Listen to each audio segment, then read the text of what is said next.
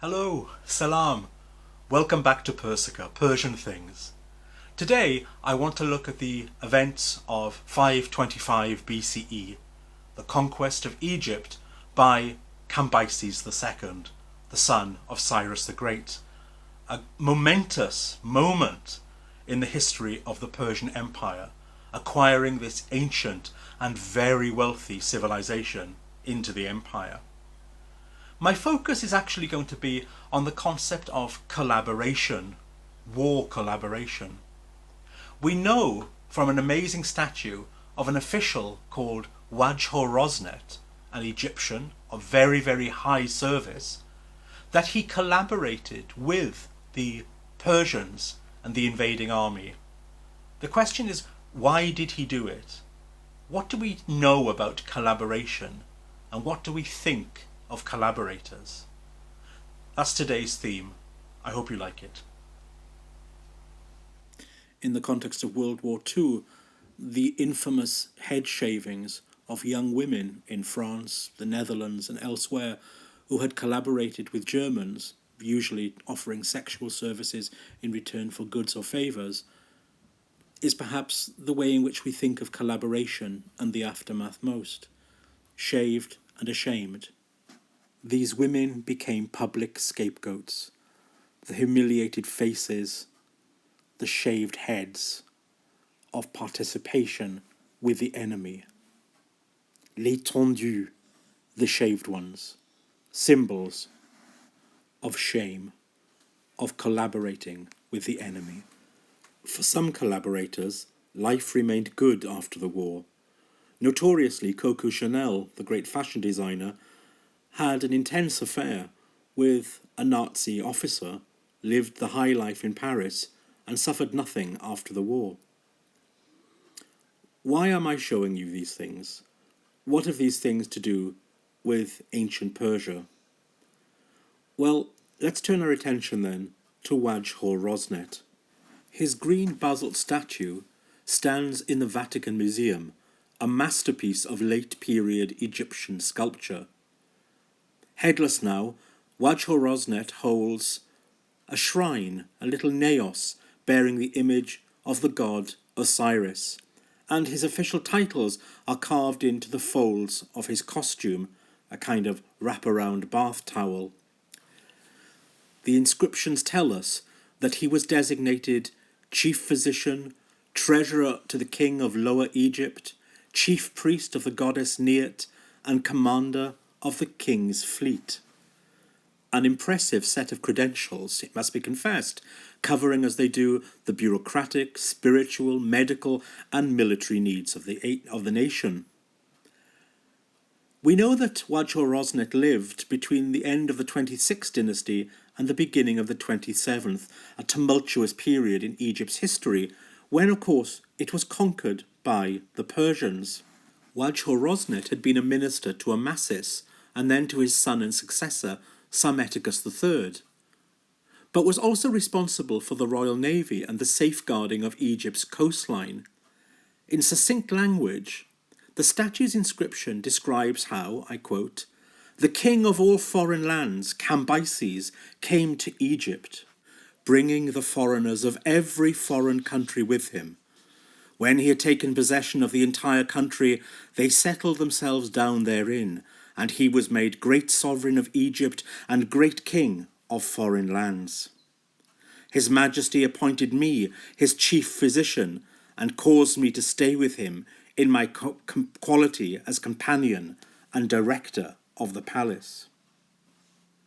In other words, Udjhorrosnet abandoned his position in the court of Psammetichus and defected to the Persians as soon as he recognized the inevitability of Cambyses' invasion.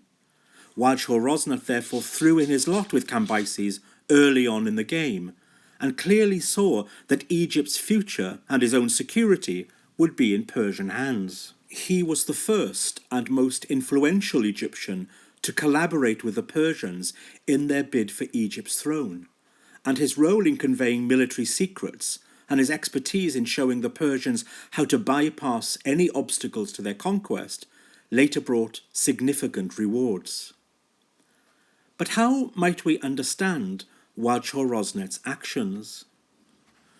What compelled him to collaborate with the Persians? Well, much depends on how one chooses to define collaboration. Primo Levi, the anti-fascist writer, spoke, for instance, of a grey zone in which collaboration took place, meaning that there were different degrees and varieties of collaboration. These might range from what he calls heart and soul collaboration, a conviction and belief in the same ideologies and aims of the enemy, a meeting of minds, as it were, to complete submission, recognising outright the political and military superiority of the enemy. Now, taking a forgiving viewpoint, it can be argued that Udjhorrosnet wanted to protect Egypt and to avert worse treatment, becoming a shield collaborator, retaining a handle on local administration and the military for the greater good of his country. Conversely, it's possible that he played a double game, a kind of manipulative and tactical collaboration with Cambyses, in which Udjhorrosnet offered the Persians the intelligence they needed and the support they desired, in return for advancement within the enemy government and riches that the promotion brought with it. In his autobiography, Udjhorrosnet presented himself as saving the Egyptians from the chaos of war, claiming that I have protected the inhabitants from the very large troubles which had come over the whole country and which had not existed before. I defended the meek against the powerful. I saved those who were afraid after an accident had happened to them. I gave them all useful things when they were unable to care for themselves. For his services to crown and people, Cambyses II loaded Udjhorrosnet with accolades and gifts.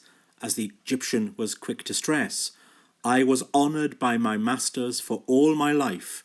They gave me golden ornaments and all kinds of beautiful things.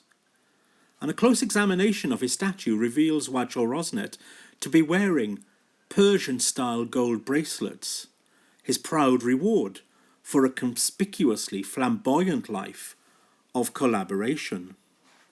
Udjhorrosnet retained his position as Egyptian attaché to the Persian Great King into the reign of Darius I, and no doubt he died a very wealthy man. Whether he was loved or despised by his compatriots is impossible to say, but we do know that his reputation as a loyal servant to the Persian crown persisted long after his death. In 340 BCE, Artaxerxes II, who led a second army into Egypt, saw the old statue of Udjhorrosnet, somewhat battered, and ordered its restoration. He left an inscription on the statue. All you dignitaries, all you scholars, I have caused the name of the chief physician Udjhorrosnet to live, who has completed 177 years after his time, because I found his statue while it was in a state of decay. Why Artaxerxes III undertook the statue's restoration is uncertain, but it suggests that he wanted to revive the honours bestowed on old Udjhorrosnet, an important supporter of the Persians in Egypt, an efficacious and energetic collaborator. Well, there it is, the thorny issue of collaboration. How do you feel about Udjhorrosnet and his actions? Good guy, bad guy? The choice is yours. Until next time, Khudafez. Bye-bye.